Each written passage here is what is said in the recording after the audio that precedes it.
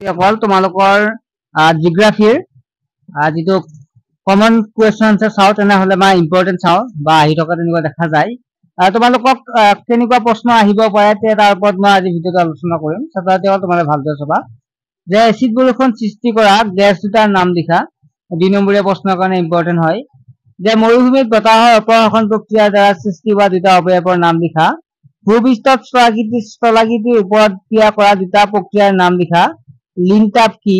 নিৰক্ষীয় জলবায়ুৰ অন্তৰ্গত দুটা অঞ্চলৰ নাম লিখা। মেৰু অঞ্চলত পোৱা দুবিধ জন্তুৰ নাম লিখা। ছাত্ৰ ছাত্ৰীসকল তোমালোকৰ এই পিডিএফটোৰ লগতে তোমালোকৰ কুৱেশ্যন আনচাৰ বিলাক আমাৰ হোৱাটছএপ গ্ৰুপত দি থকা হৈছে। তোমালোকে জইন হলে হ'ব পাৰিবা, য'ত আমাৰ কিছুমান ক্লাছৰ জৰিয়তে বুজাই দিয়া হয়। তোমালোকে জইন হলে হ'ব পাৰিবা। তোমালোকে হোৱাটছএপ নম্বৰটো SMS কৰিলে হ'ল আৰু তাৰ বাবে তোমালোকে গ্ৰুপত জইন হ'ব পাৰিবা বা ক্লাছ পাতি পাব পাৰিবা। তোমালোকে মাত্ৰ 100 টকা এটা পেমেন্ট কৰিব লাগিব, য'ত তোমালোকৰ কুৱেশ্যন আনচাৰ PDF সকলোবিলাক দিয়া হ'ব। এইখিনি বেছি সময় নাই তোমালোকে, গতিকে তোমালোকে ইয়াত জইন হৈ ভালদৰে পঢ়া শুনা কৰা, কাৰণ তোমালোকৰ নেক্সট পৰীক্ষাবিলাক অহাবাৰ তোমালোকে পৰীক্ষা দিব লাগিলে বহুত কঠিন হ'ব। ধুনীয়াকৈ পাছ কৰিব চেষ্টা কৰা। আৰু বেছি পইচা নহয়, 100 টকা। তোমালোকৰ বহু পইচা হৈছে, গতিকে জাষ্ট তোমালোকে 100 টকা এটা দিলেই হ'ল। নেক্সট হৈছে মেৰু অঞ্চলত পোৱা দুবিধ জন্তুৰ নাম। তাৰপিছত বতাহে মৰুভূমিত কি কি তিনিটা কাৰ্য সম্পাদন কৰা ইম্পৰ্টেণ্ট আছে। মৰুদ্যান কাক বোলে? Very important. ইয়াৰ তাৎপৰ্য কি? মৌচুমীয় জলবায়ুৰ বৈশিষ্ট্য। বায়ু প্ৰদূষণ বুলিলে কি বুজা? কি কি কাৰণত বায়ু প্ৰদূষিত হয় এইবিলাক এবাৰ চালে হ'ল, বনাই লিখিব পাৰিবা। তোমালোকে জানাই কি কি কাৰণত বায়ু প্ৰদূষিত হয়। হিমবাহ কেই প্ৰকাৰ, কি কি? সুবিধাজনক প্ৰশ্ন, অহা প্ৰশ্ন তোমালোকৰ একে ধুনীয়া প্ৰশ্ন। সেউজগৃহ গেছ কেইটাৰ নাম লিখা। এইবিলাক চাই যাবা তোমালোকে, সেউজগৃহ গেছ কেইটাৰ নাম পৰীক্ষাত অহাটো বহুতে চান্স আছে। ইনচেলবাৰ্গৰ চিত্ৰ এটা চাবা, ইনচেলবাৰ্গ কি চিত্ৰ। হিমবাহৰ কাৰ্য বোলে কাক বোলে এইটো চাবা। গতি হোৱাৰ গতি ধীৰ হোৱাৰ কাৰণ কি তোমালোকে চাবা। মৰুদ্যান কি? ইয়াৰ তাৎপৰ্য তোমালোকে দেখা পাইছা, দুইটাতে তোমালোকক দিয়া আছে, বহুত ইম্পৰ্টেণ্ট হয়। ভাৰতত সংঘটিত হোৱা দুটা পৰিৱেশ আন্দোলনৰ নাম লিখা। সমধৰ্মী অঞ্চল কাক বোলে? এটা উদাহৰণ দিয়া। টাইগা বুলিলে কি বুজা? ভাৰতবৰ্ষৰ বছৰটো প্ৰধানকৈ কি কি ঋতু অনুভূত হয়? পেৰি আৰু পাম্পাছ ঘাঁহনি অঞ্চলত ক্ৰমে ক'ত পোৱা যায়? গোলকীয় উত্তাপ বৃদ্ধিৰ ফলত উদ্ভৱ হ'ব পৰা সমস্যা তিনিটা লিখা।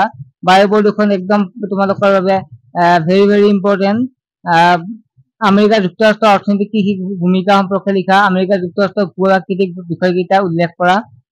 তাৰপিছত তোমালোকৰ ইম্পৰ্টেণ্ট আছে আমেৰিকা যুক্তৰাষ্ট্ৰৰ প্ৰধান উদ্যোগ অঞ্চল কেইটা কি কি? তাৰে এটা অঞ্চলৰ বিৱৰণ দিয়া। সিন্ধু নৈ উপনৈ তিনিটাৰ নাম লিখা।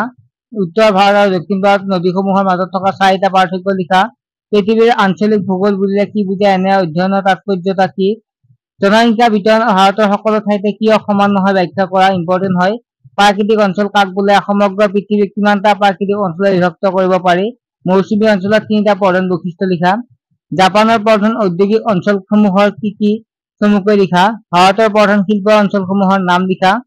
তাৰপিছত চমু টকা তোমালোকে চাবা। আমেৰিকাৰ উত্তৰ পূব উদ্যোগ অঞ্চল, জাপানৰ হকাইডো অঞ্চল, মৌচুমী অঞ্চল, জাপানৰ হকাইডোটো ভালদৰে চাবা।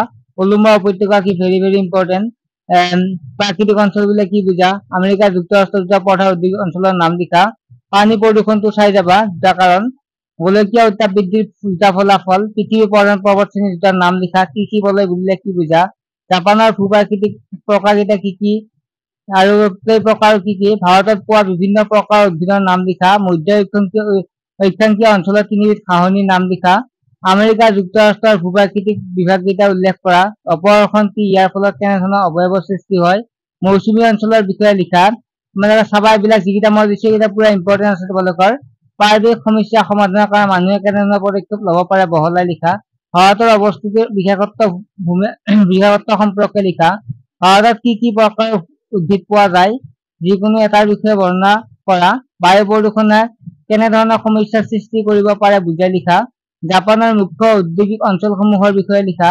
ভাৰতৰ মানচিত্ৰ এখন অংকন কৰি তাত 3টা প্ৰধান ঔদ্যোগিক অঞ্চল চিহ্নিত কৰা। মৌচুমী বায়ুৱে ভাৰতৰ জলবায়ুৰ ওপৰত কি বেয়া প্ৰভাৱ পেলাই ব্যাখ্যা কৰা। আফ্ৰিকা মহাদেশৰ জলবায়ু আৰু জীৱন নিৰ্বাহ প্ৰণালীৰ বিষয়ে লিখা। চমু টুকুৰা চাবা তোমালোকে। নিৰক্ষীয় প্ৰাকৃতিক অঞ্চল, জাপানৰ দ্বীপসমূহ, উত্তৰ ভাৰতৰ সমভূমি অঞ্চল। কলম্বো উপত্যকা একেবাৰে তোমালোকৰ ইম্পৰ্টেণ্ট হয়, পৰীক্ষাত আহি থকাই দেখা যায়। চৰাকৃতি মানে কি? মৰুদ্যান কাক বোলে? চাবাই। মৰুদ্যান পাৰিবাৰিক সমস্যা চাবা। পদজল মানে কি? মৌচুমী অঞ্চলৰ জলবায়ুৰ দুটা বৈশিষ্ট্য। মধ্য অক্ষাংশৰ আৰু মৰু অঞ্চলৰ অন্তৰ্গত দুখন মালভূমিৰ নাম, ক্ৰান্তীয় তৃণভূমি অঞ্চলৰ দুটা হাঁহনি অঞ্চলৰ নাম, এচিড বৰষুণ কি হয়, গোলকীয় উত্তাপ বৃদ্ধিৰ দুটা ফলাফল উল্লেখ কৰা, পানী প্ৰদূষণ মানে কি, ইয়াৰ কাৰণ, বতাহে মৰুভূমিত কি কাৰ্য সম্পাদন কৰে, পৰিৱেশৰ পৰ্যায়ৰ উপাদান কি একোটা উদাহৰণ দিয়া। যিবিলাক দুবাৰ তিনিবাৰ দেখা পাইছা সেইকেইটা তোমালোকৰ বেছি ইম্পৰ্টেণ্ট হয়। গোলকীয় উত্তাপ বৃদ্ধি মানে কি, ইয়াৰ দুটা কাৰণ, আঞ্চলিক ভূগোল মানে কি, সমধৰ্মী আৰু ক্ৰিয়াত্মক অঞ্চল কাক বোলে, নিৰক্ষীয় অঞ্চলত জনবসতি পাতল হোৱাৰ কাৰণ ব্যাখ্যা কৰা, মৌচুমী অঞ্চলৰ প্ৰধান বৈশিষ্ট্য আলোচনা কৰা, ভূমধ্য সাগৰীয় অঞ্চলৰ অধিবাসী জীৱিকাৰ ওপৰত আলোচনা কৰা, এছিয়া মহাদেশৰ ভূ-প্ৰাকৃতিক আলোচনা প্ৰক্ৰিয়া আলোচনা কৰা। ইনচিয়েল ভাৰ্ব তোমালোকে দেখা পাইছে, ইনচিয়েল ভাৰ্বটো 2-3 আছে মানে তোমালোকৰ বেছি ইম্পৰ্টেণ্ট হয়। ছাত্ৰ-ছাত্ৰীসকল তোমালোকৰ বাকীখিনি তোমালোকে নিজে চাই লোৱা, স্ক্ৰীনশ্বট মাৰি ল'বা, মই পঢ়ি থকা নাই, ভিডিঅ'টো বহুত দীঘল হ'ব। আৰু যিবিলাক গ্ৰুপ আছে তোমালোকক মই দি দিম, চমু টোকা কেইটাও চাবা, চমু টোকা আহিব যিকোনো। আৰু ভালদৰে যিমান পাৰা ভালদৰে পঢ়িবা, কাৰণ পৰীক্ষাবিলাক অহাবাৰ কিছু জটিল হ'ব, গতিকে এইবাৰ যেনেকৈ পাছ কৰিব চেষ্টা কৰা ভালদৰে পঢ়ি। এয়া তোমালোকে চমু টোকা যিকেইটা দি আছে এইটো চাবা, মানৱ সৃষ্ট সম্পদ কাক বোলে, দুটা উদাহৰণ দিয়া, তোমালোকে চাই যাবা হা, চাই যাই স্ক্ৰীনশ্বট মাৰিবলৈ ল'বা আৰু গ্ৰুপত জইন হ'বলৈ পাবা, এনচাৰো পাবা। অৱনমনটো বহুত ইম্পৰ্টেণ্ট হয়, সেউজীয়া গেছ কেইটাৰ নাম ইম্পৰ্টেণ্ট হয়, ইনচিয়েল ভাৰ্ব চিত্ৰটোতো বহুতেই গুৰুত্বপূৰ্ণ হয়, পৰীক্ষাৰ কাৰণে কমন হয়। দেখা পাইছা, গ্ৰাফ কি, কেই প্ৰকাৰ চিত্ৰ আঁকি দেখুওৱা, গ্ৰাফৰ চিত্ৰ চাবা, চমু টোকাখিনিও চাবা, ইয়াত তোমালোকে দেখা পাইছা।